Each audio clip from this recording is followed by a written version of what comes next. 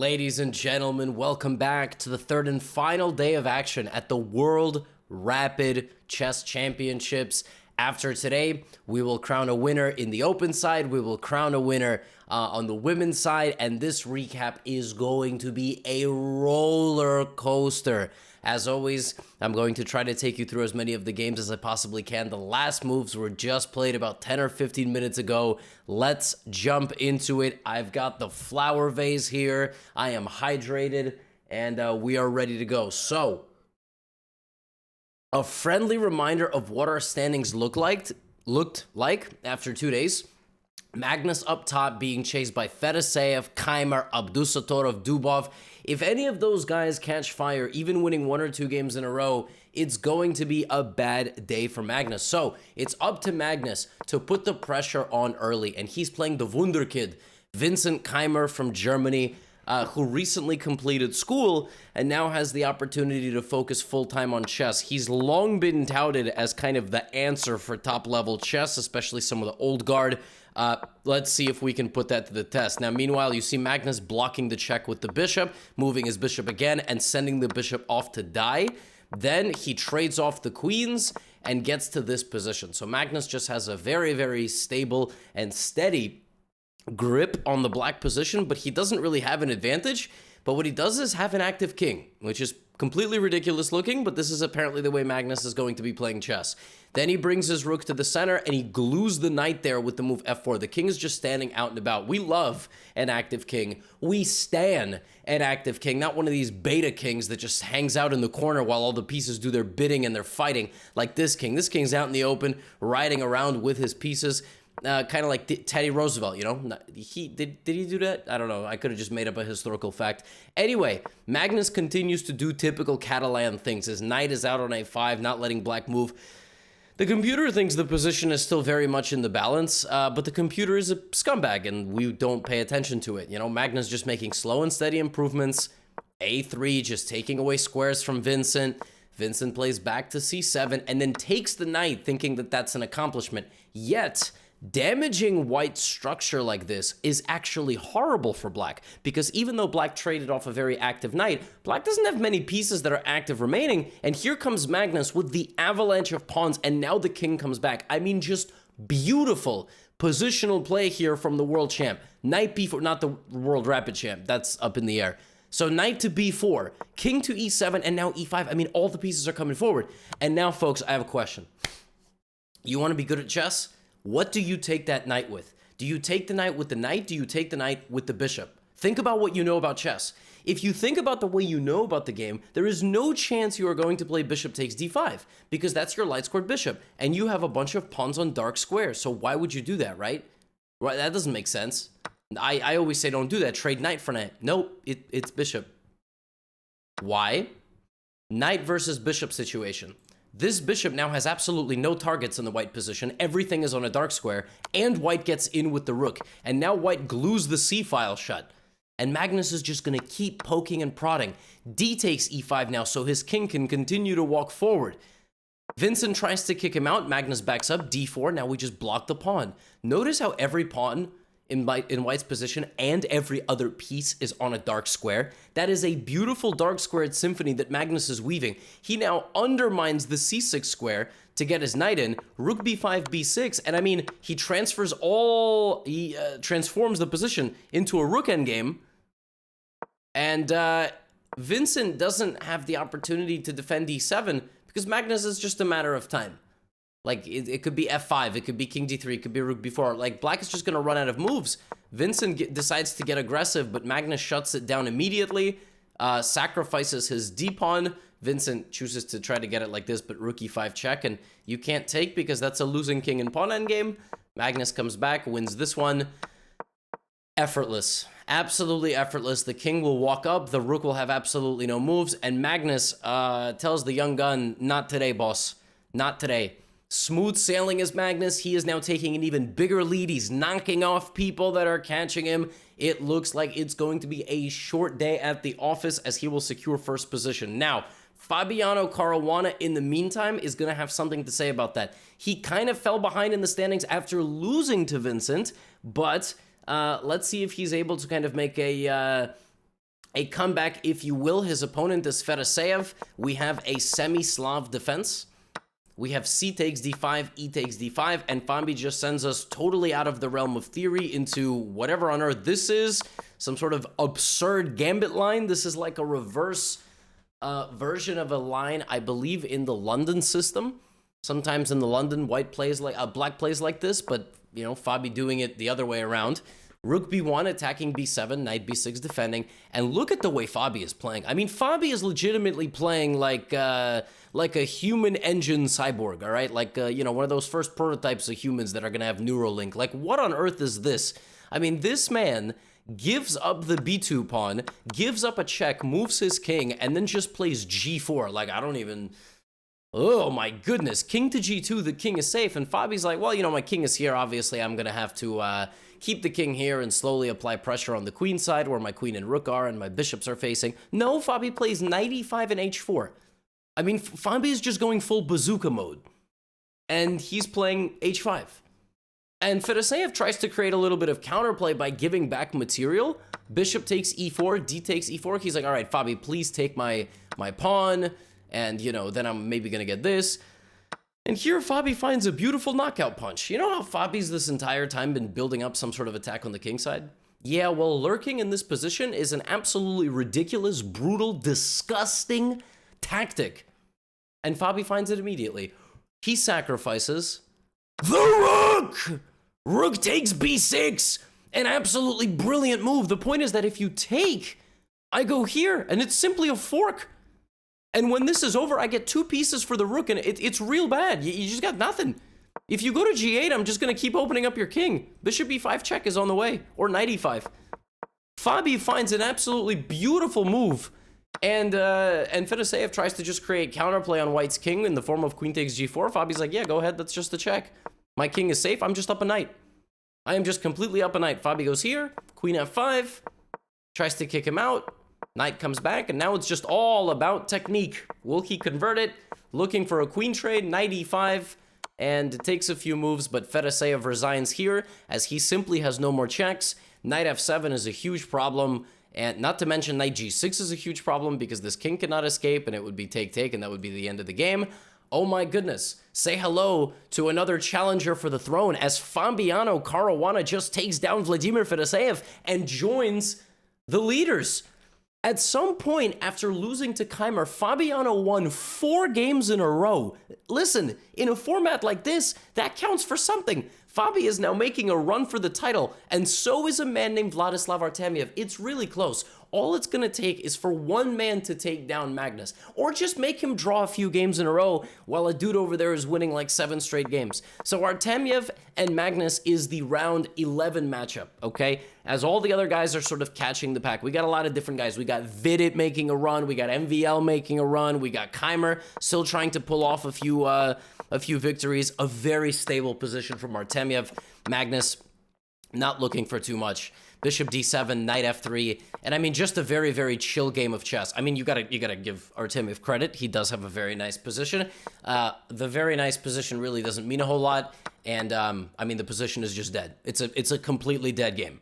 I don't even know why I'm showing this to you. I probably should have not kept this in the recap, but you know, Artemiev's gonna maybe try to take a little bit of risk here and put some pressure on Magnus. All right, queen c5. Rook c1, nothing special. Queen e5, centralizing the queen. b6, absolutely nothing there. Knight e4, and f4, and...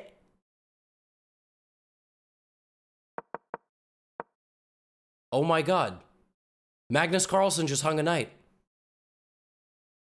In an otherwise completely innocuous position. Like, he could have literally played anything. He could have played king g8, king g7 for the rest of the game. He could have tried to maybe start some sort of attack. He could have played rook c5. Magnus plays knight to e4. And the only piece that can defend the knight is the queen. And the queen is suddenly being kicked out. Oh my god. Rook takes c3. He's getting desperate. Artemiev just takes. And when the dust settles, it's just white completely winning. Rook versus knight situation in an endgame. And the knight is not capable of guarding both the pawns.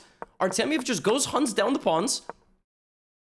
And he's just going to play rook d6 and rook takes b6. Oh my god, the tournament is wide open. Magnus just hung a knight. Just a full loss of a point. Artemyev just caught him. What is going on? Oh my goodness. Meanwhile, we've got some more. I told you we got more players entering the arena. Yan Nepomniachtchi is winning a few games on demand. And he's playing Keimer. Keimer plays a very interesting fianchetto setup, a double fianchetto setup. And now plays knight e2, knight e to d4, takes, c5, and he transfers his knight over here.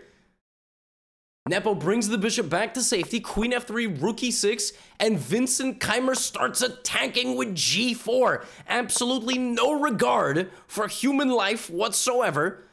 Knight back to e8, knight to h6. That looks like mate. That is checkmate. Except the bishop can take. And Keimer just attacking on all fronts, attacking in the middle, giving up the pawn on h6 completely. Is like, you can have it. I got bishop h3. Look at this. In this position, the pressure on the queen side was going to be too much because all of the pieces here occupy black and make it impossible for him to defend the position. Keimer gives up the pawn, wins in exchange. Rook g4 is a threat. Keimer not scared. Plays f3. All right, you can take my e3 pawn. Now, for some reason, Nepo decides that it's a little bit too dangerous, but let's say hello to the dark-scored bishop, which is still alive and well, and Keimer just he's just winning. He's just beating Yan Nepomniachtchi like it's nothing. And then he's just going to go in with his rook. Look at this absolutely incredible rook c7. It's a loss of a rook. Make no mistake. But you cannot take it, because after rook takes c7, not only can you not stop rook e7, you're not stopping my replacement. The queen is completely stuck. You can go back to f8. I have bishop c5. Keimer saw everything. He saw absolutely all of the tactical details of the position. And he plays rook to c7, bishop c5, and again, when the dust settles, he's just up in exchange. Same thing as Artemyev, and this is just too much. You just absolutely cannot defend this position because it's rook versus knight, but more importantly, it's 2-on-1.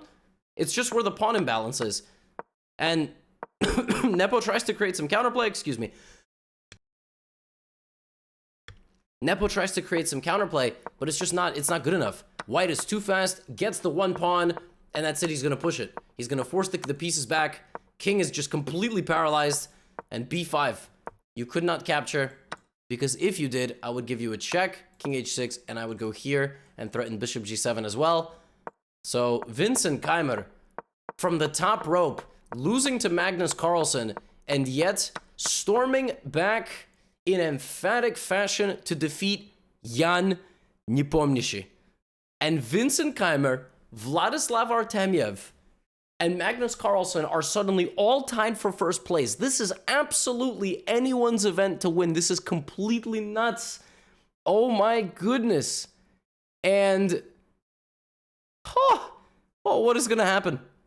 What is going to happen? Now, remember how I told you that there was more players entering the arena?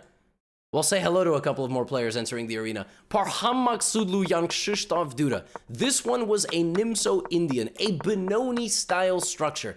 Duda gave him the light-scored bishop early. Parham brought his pieces back, poked some holes on the queen side, and took the center. And he got a very nice position. He had a very nice position. It was very back and forth, very complicated. Duda was defending. Parham went for a ride with his horse. Duda attacked on the queen side. Parham sacrificed the rook for the... Look at this. I mean, this is like the most insulated piece in the black position. Rook c5, sacrificing the rook, and f4. And my man Parham, it's the ride of the pawns. Look at this. e5 marching down the board. Takes. Now, Duda's creating counterplay of his own. This is a completely insane position. We have queen to b3 attacking the rook on a2. Take. Oh my goodness. It is 3 pawns that are all threatening to promote at the same time. Meanwhile, Parham's got a pawn of his own. Queen f7 is a thing. Knight h6 is a thing. Queen c3 looking to trade the queens. But unfortunately, blundering, knight to e7 check. Point is that after you take and sacrifice, I'm getting in. I'm getting a new queen. You can take my queen. I'm getting a new queen, and I'm getting a mate on your king. So knight e7, king h8, and unfortunately, one man had to perish in this attack, and it's going to be Duda. He doesn't have the ability to defend himself here. Bishop to e4, and the black king is absolutely slaughtered while the pawns are unable to march forward any longer. Parham Maksudlu has also entered the arena as a contender for the gold. We got a group of so many guys. Fabi, Magnus, Keimer, Maksudlu, Artemiev. It's all going to come down to the final few rounds. Literally, it's going to come down to the final round, rounds 12 and rounds 13. Right before we do that, the women's championship is going on. Tan Zhongyi and Dinara Sadwakasova from China and from Kazakhstan, respectively, they are tied for first, which means they have to play a playoff. There's none of this tie-break nonsense. It comes down to a playoff between these two. The local hero, the Kazakhstan hero, while this event is being held in Kazakhstan, versus one of the best players in the world right now in women's chess, Tan Zhongyi. We have a mutual London in the playoff. Bishop takes b1, a very aggressive line. Point is that black wants to play bishop b4 check, and white actually has to play a Boncloud style. Seriously, this is real. Black is like, I'm taking on b1, and I'm gonna damage your structure. And from the opening, it was all Dinara, who had an excellent position. She got this, bishop g2 on the way. The rooks are going to show up. White is going to be very, very happy here in this middle game, as Tan Zhongyi loses the pawn on c6, but gets the pawn on d4. Now, white could go for a queen trade here, and that's probably what white should do. It's all about how you do it. You really should put the queen on c5, because upon this exchange, the rook will actually have some pressure. If you put the queen on c3, then after takes, the rook isn't doing that much. And black can play rook a7 and just breathe for a moment, all right? Now, white plays rook c1, rook c8. It's a beautiful position for white. No questions asked. But how is white going to apply the pressure to win the game, to win the gold? Bishop c6, but you kind of get in the way of your own rooks if you do that, right? Black brings the king. White plays a4, nice, black brings the king. White plays b3. Suddenly Tan Zhongyi is like, why am I sitting around? 95. And here a massive decision from Dinara. Dinara here assumed that the rook endgame was better for her. As you can see from the eval bar, it's not. She plays rook c6. Black continues to bring the king. Now black plays c6. Now black's not even worse. If anything, black is better, because black has a passed pawn. And black has pressure on the b-file, and black is going to bring the king up. That's the thing. King mobility is everything in endgames, and Dinara just sort of got frozen when she got a really good position, and Tan Zhongyi did not get frozen. She trades the rooks into a better rook endgame, brings her king back to d6. The problem with this position is white ran out of easy improving moves, and black didn't. Black played a few defensive moves, anticipated the remainder of the game, and suddenly is just completely taking over. And Tan Zhongyi emerges with a beautiful tactic, sacrificing her rook in the endgame. What this does is it forces a king and pawn endgame, but because one side simply has a passed pawn, the game is over. Black can just play king e4 and king f3. Black plays f5, also fine. And the point is that white just is out of moves, and white resigned. A total reversal, and Tan Zhongyi is the women's world rapid champion. While this is going on, while this tiebreak game is going on, the players in the open side are setting up for an insane final round. These are all gold medal games, all of them. We got a few people that can win a gold. We have a few people that can make an upset. First, we have Vladislav Artemiev. Okay, Artemiev with a win wins the gold medal, or at least qualifies himself for a playoff against either Magnus or Keimer.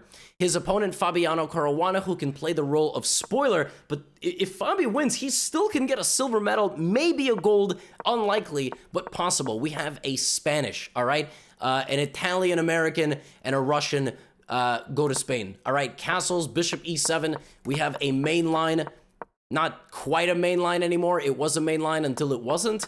And we get a position where Fabi goes on a ride with his horse into the center of the board. Now Artemiev moves the bishop out of the way. The rook pressures the b-file. Fabi brings the bishop, trades, and puts his bishop to safety. Position looks very pretty for white. It really does. Knight to b4. Now a5, permanently isolating that in the sight of the bishop. c5 from Artemiev. Knight to h2 back from Fabi. Queen to d8, and Artemiev strikes in the center with the move d5. We have e d5. The bishop comes alive from the corner of the board looking to exchange. Fabi goes, wait a minute, that's just a free pawn, boss. That's just a free pawn. Knight is coming to g4, and I got the bishops pointing in that direction. We have takes, we have takes. Artemiev goes to the opposite side of the board to take a pawn, but this is just not a good situation right now. Fabi's got a lot of pieces standing around Artemiev's king. It could get very bad, and the rook comes to the center now. Rook d8.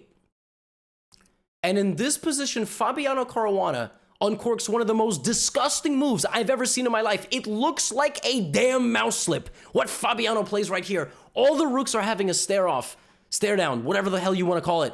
It looks like Fabiano IRL mouse slips. It looks like he didn't drag his mouse to the right square on the board. Rook to d7. What is this? Here's what it is. If you take, I have queen f7. If you take this, I get in and I'm pressuring the back rank.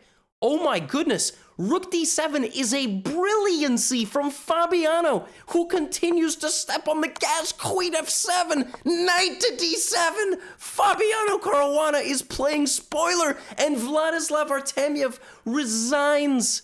He resigns because it's simply going to be mate in a move or two. Oh my goodness. Fabi just got up to 9.5. He won 5 out of his last 6 games, if I'm not mistaken.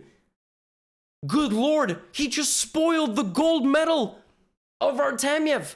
And he awaits the other games. Now we have NVL versus Vincent Keimer, another gold medal game. Keimer, if he wins, ties for first, potentially, as we await what's going to happen in Magnus's game. Also, a similar Spanish. MVL versus Keimer. This one, a big battle for the d5 square. This is a very well-known line. A lot of exchanges occur here, and it's bishop versus knight. Keep an eye on this, because these two are going to survive the Hunger Games until the bitter, bitter end. As you can see, I have really taken a liking to the Hunger Games after watching it while having COVID. And we have the following position. It's queen rook, it's knight versus bishop, and it's MVL looking to ruin Vincent Keimer's chances. By the way, don't worry about the ratings. Those are rapid ratings. That's why they're all over the place. C4, B4, F4, and Vincent Keimer, after having all the pressure on him, strikes with this incredible G5. Oh my God.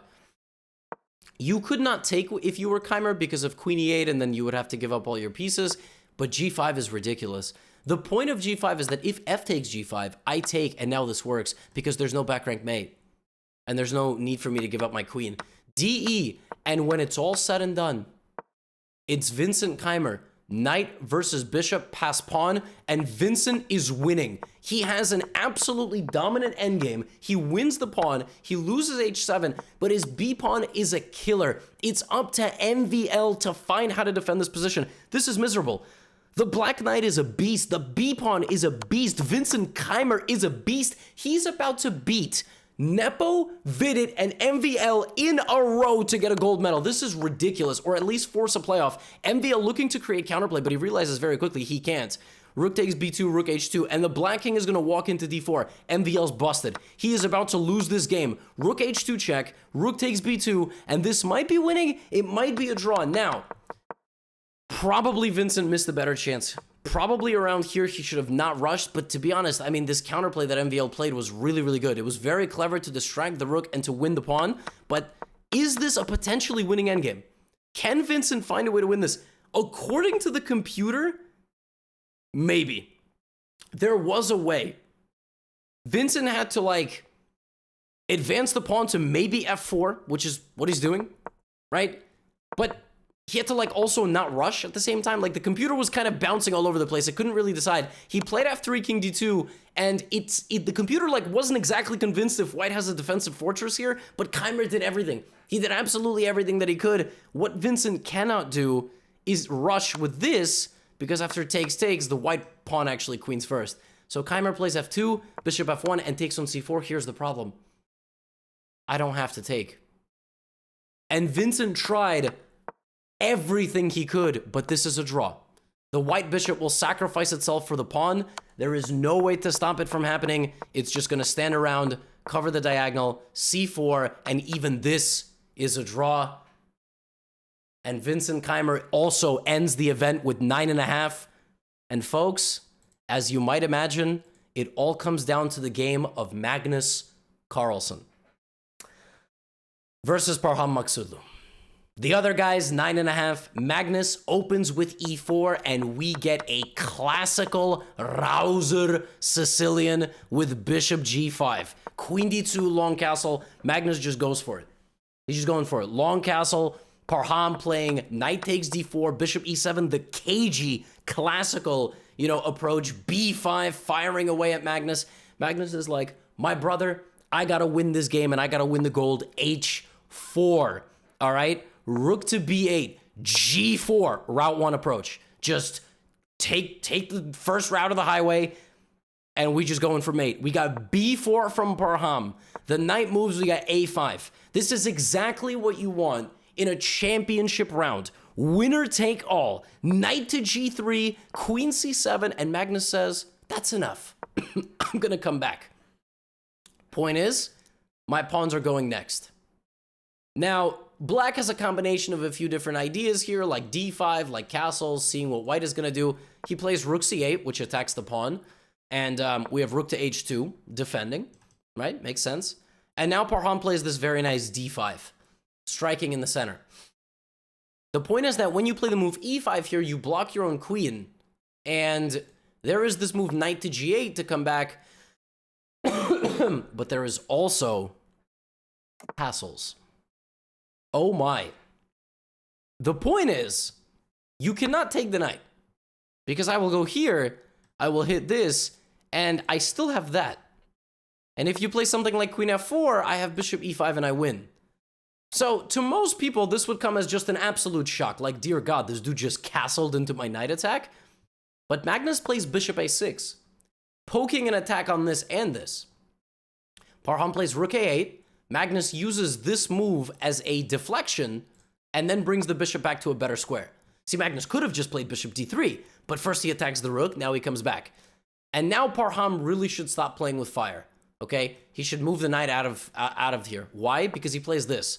And what this does is it tries to kind of continue to apply pressure. Here's the problem. The rook leaves the king's defense, and Magnus forces the knight back and then just realizes something. Black's king has nobody guarding him. So here's g5. The idea of g5 is twofold. Number one, it's to go knight h5, knight f6. Number two, it's just to play h5 and g6 later at some point. Basically, there is nothing here. Magnus has successfully completely defended his king, and the execution is swift and certainly not painless. Magnus trades the bishop and simply plays h5. And by the time Parham arrives with yet another offer of a bishop trade, Magnus wins the World Championship of Rapid by playing bishop takes h7, g6 check, and he doesn't even take back queen f7, and he seals the fate of the Black King.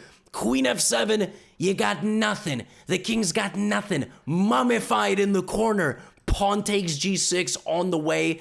It's a double check, and it's a mate, and this is how Magnus wins the World Rapid Championship with 10 points out of 13.